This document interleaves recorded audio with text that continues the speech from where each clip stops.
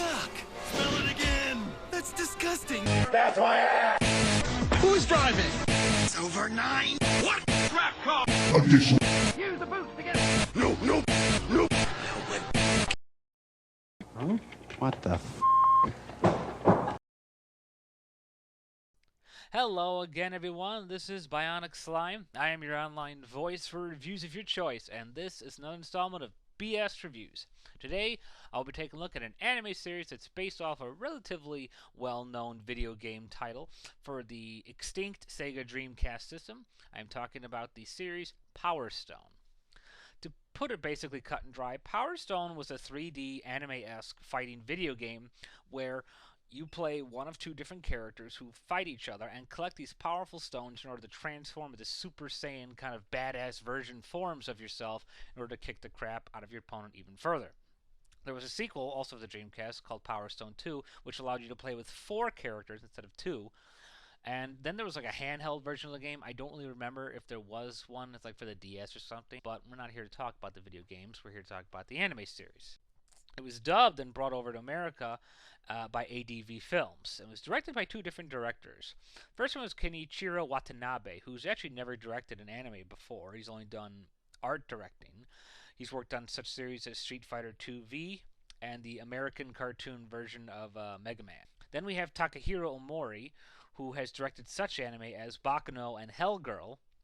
The artwork was done by Satoshi Miura, who's done artwork for such series as Ranma 1/2 and Jane King of the Bandits, and stars the vocal talents of Robert Tinkler as Falcon, Stacey DePass as Rouge, Edward Glen as Ryoma, Stephanie Morgenstern as Ayame, Peter Oldring as Wang Tang, and George Buza as Captain Kraken. The plot of Power Stone. Power Stone follows the adventures of a young man known as Edward Falcon, who is searching for his elusive father, Pride Falcon, who has mysteriously vanished and left him a strange stone that is known as a Power Stone.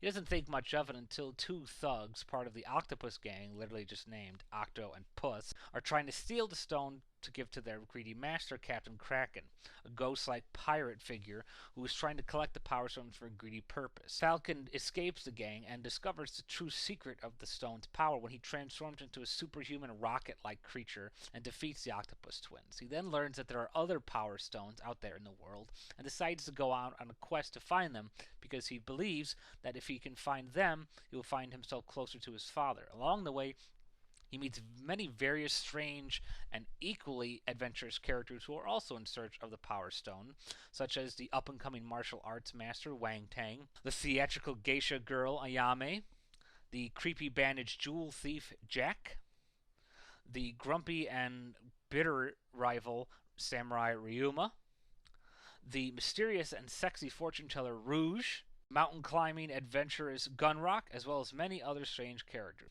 all in search of the elusive Power Stones, and all of them embarking on a continuous joint quest that will change the course of their lives forever.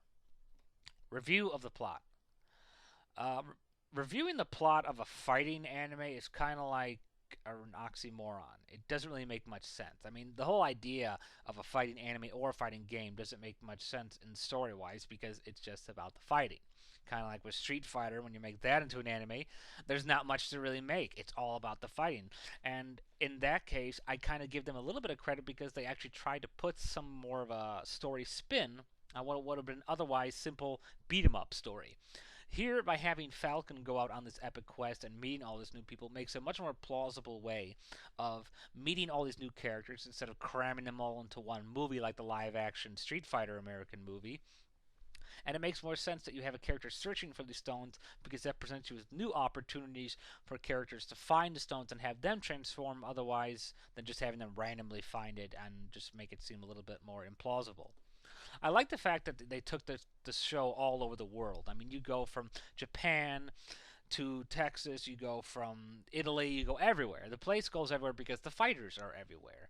And I kind of like the fact that you make this kind of like a global journey thing. It's another similar aspect of the video game, but one that wasn't as touched upon as effectively. It's an interesting cast of characters, and it's funny to see how these weirdos actually meet and interact with each other, especially considering most of them are just beating the crap out of each other half the time. And that brings us to the review of the characters. Now, as I said, when you have a fighting game or fighting anime, there really isn't much subtext to the characters. Here, again, they tried very hard, and sometimes effectively, sometimes not, to create deeper layers for their characters. Falcon's an okay character. He's pretty interesting as our lead, but he's not terribly interesting that you just absolutely love the guy. Robert Tinkler does a pretty good job as his voice. He does a very good, authentic accent with the character. I mean, definitely sounds like his age. You know, his attitude, his persona really fits in. Rouge, Stacey DePass was very good. Rouge is a very sexy character, and she wastes no time, you know, flooring the sexuality with her. It's very evident in her character design as well as her voice. And I think it's particularly half the fun with the characters is the flirting relationship between not only Falcon and Rouge, but Rouge's actual love interest, Ryuma, played by Glen. I had no idea Ryuma would be this interesting in the show because he was a pretty simplistic character in the game. Here, they definitely made him much more funny, much more bitter, much more of a, you know, angsty rival, and it was a lot funnier seeing how he interacted with Falcon. That gave a much needed sense of comedy and, you know, development amongst the characters.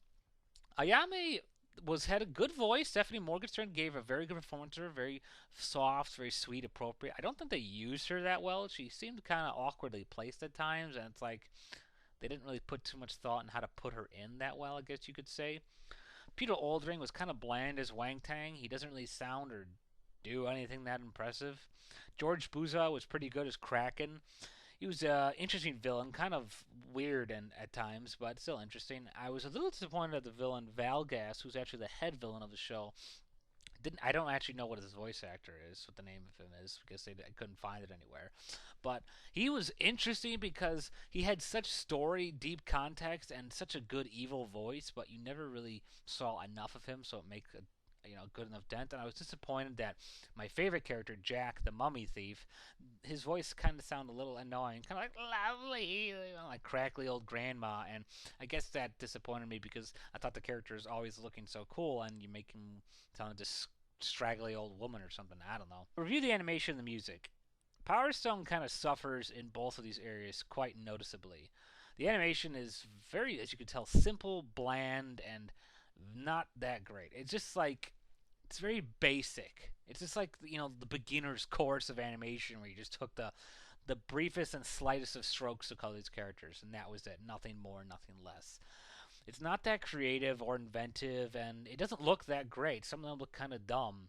I mean, Ayame's face, some of their cheeks and their heads, they just look too rounded and just more bobblehead-like and less human. And I guess that was kind of the problem, is that when you take a video game characters and try to translate them accurately, sometimes they end up looking kind of weird once you're done translating them. Music was also a pretty much big disappointment. I mean, the way the show theme plays out, it's just really weird. It's like a very upbeat, peppy, superhero kind of show. Power Stone!